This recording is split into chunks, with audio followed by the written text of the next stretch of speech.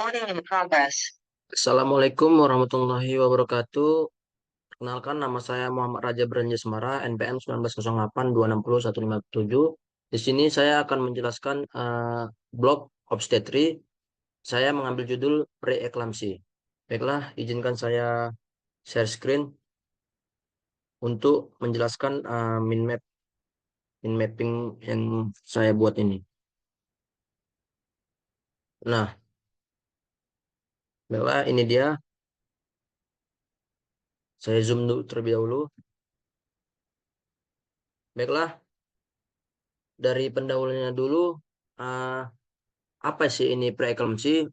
Nah, preeklamsi itu pada pendahuluan itu merupakan eklamsia, merupakan hipertensi yang terjadi pada ibu hamil dengan usia kehamilan 20 minggu atau setelah persalinan. Biasanya itu ditandai tekanan darah itu meningkat di atas 140 per 90 mm air raksa dan disertai dengan kadar protein darah 300 miligram. Nah, protein dalam urin itu selama 24 jam. Sedangkan eklamsia itu suatu serangan kejang pada wanita hamil yang merupakan komplikasi dan preeklamsia.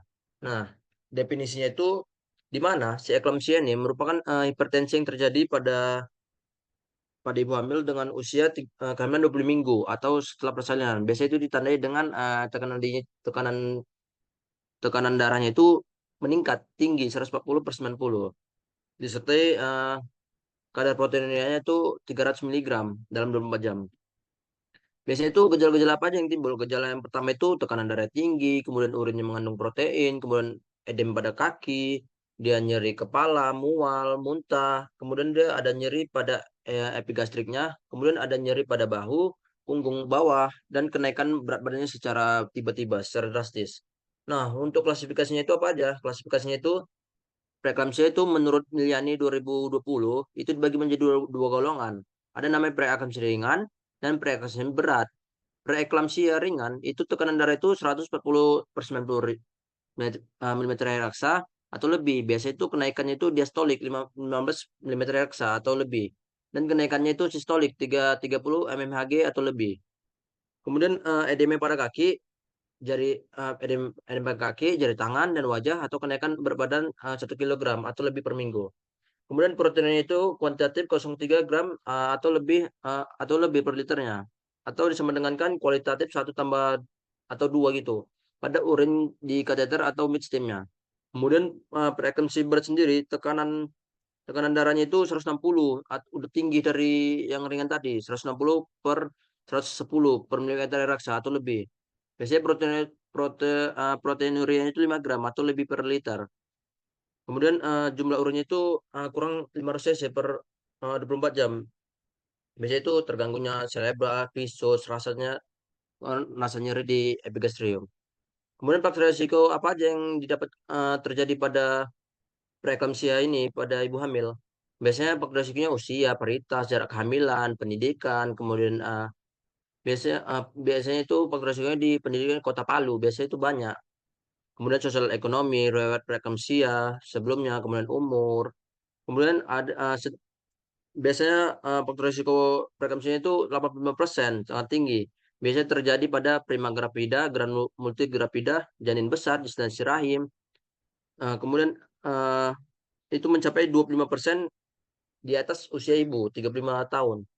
Nah, untuk patofisiologinya sendiri itu plasentasi itu yang abnormal terjadi.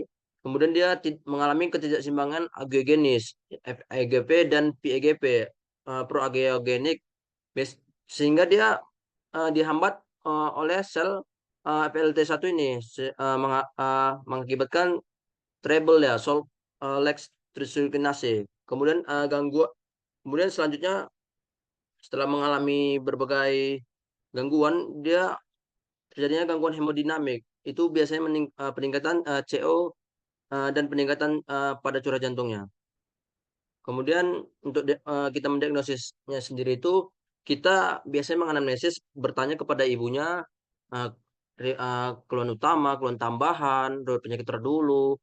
Nah, kita tanya secara lengkap untuk mengetahui ibu ini kenapa bisa terjadi preeklamsia. Kemudian setelah melakukan anamnesis, kita akan melakukan pemeriksaan fisik. Pemeriksaan fisik ini dilakukan suhu, vital sign, head to toe, lanjutan. Kemudian kita lakukan pemeriksaan penunjang.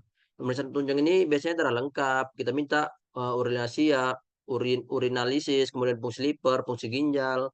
Kemudian boleh kita minta ultrasonografi dan kardiotografi dan radiologi. Biasanya diagnosis banding pada preeklamsia ini sendiri itu menjadi faktor risiko pada faktor risiko itu tersendiri. Biasanya seperti hipertensi kronis, kemudian hipertensi gestasional, sindrom antibiotik, kemudian mikroangiopati trombotik, kemudian bisa terjadi lupus eritematosus sistematik dan serta kena ke penyakit ginjalnya. Kemudian tata laksananya bisa kita lihat itu kita bawa ke RS, kita tangani, berikan MgEOS 4 secara intravena secara perlahan. Kemudian kita berikan infus dextrose, kemudian jika kondisinya stabil, eh, jika tidak kita berikan MgEOS lagi setelah pemberian tadi, jika itu timbulnya kejang. Kemudian jika masih kejang, kita berikan lagi obat amobarbital 3 sampai 5 miligram per kilogram berat badan intravena dan fenobarbital diazepam. Kemudian komplikasi prognosisnya bisa terkena. Biasanya prognosis itu umumnya baik jika ditangani dengan tepat dan cepat dan dibawa ke dokter spesialis. Kemudian komplikasinya bisa dia kena eklamsia, sulasi plasenta, hibropinurenemia, hemolisis, perdarahan otak, kelainan mata, kelainan ginjal, nekrosis hati, dan sindrom HELLP. Kemudian kita edukasi si pasien dan pencegahan kita lakukan mencegah berat badan, kemudian mengkonsumsi makan yang sehat, kemudian dia rutin olahraga, menghindari stres, jangan sampai depresi, kemudian kita suruh menjalani eh, pemeriksaan kehamilan secara teratur. Kemudian kita beri dia pemahaman tentang kehamilan preeklamsia ini dan gejala faktor risikonya. Kita lakukan si ibu membantu untuk mendeteksi dini dan tanda-tanda gejala preeklamsia dan mencari pertolongan medis. Nah, kesimpulannya itu kan preeklamsia itu komplikasi kehamilan yang serius bisa ditandai dengan tekanan darah tinggi yang proteinnya dalam urin. Biasanya itu setelah kehamilan 20 minggu dengan gejala utama itu tekanan darah tinggi tadi 140 per 90 ml raksa. Biasanya pada dua pengukuran terbesar dengan selang waktu minimal 6 jam.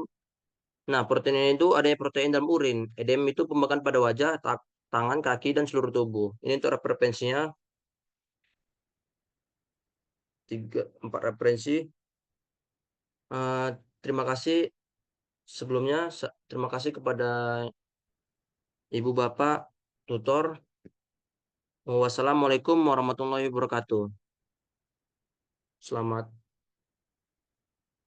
siang. Terima kasih.